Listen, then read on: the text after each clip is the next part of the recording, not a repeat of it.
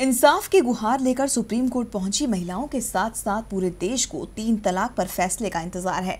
ये मुद्दा जितना गंभीर है उस पर बहस भी उतनी ही लंबी है। इसलिए सुप्रीम कोर्ट भी एक सुनवाई में अपनी कलम से इसका फैसला नहीं कर सकता। सर्वोच्च न्यायालय के 5 जजों की संविधान पीठ इस मामले पर 19 मई तक रोज सुनवाई करेगी।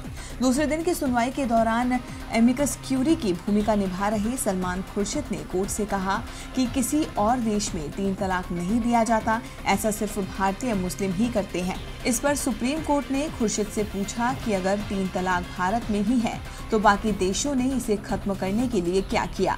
खुर्शीद ने कहा कि जैसा भारत में हो रहा है वैसा दूसरे देशों में भी हुआ होगा, तभी 3 तलाक को खत्म करने का फैसला लिया गया।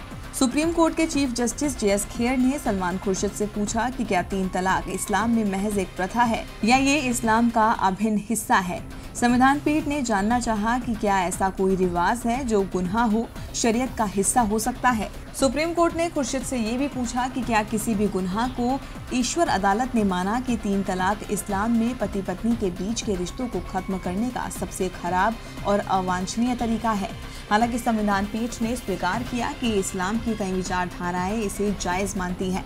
खुर्शीद ने कोर्ट को बताया कि all India Muslim personal law board की नज़र में तलाक एक घिनौना लेकिन वैध रिवाज है। खुर्शीद का कहना था कि उनकी निजी राय में 3 तलाक पाप है और इस्लाम किसी भी गुनाह की इजाज़त नहीं दे सकता।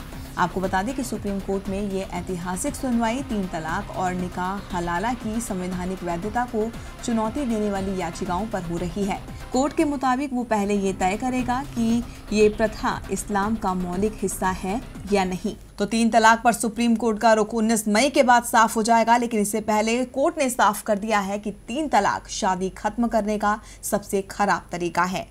देखते रहिए डीबी लाइव।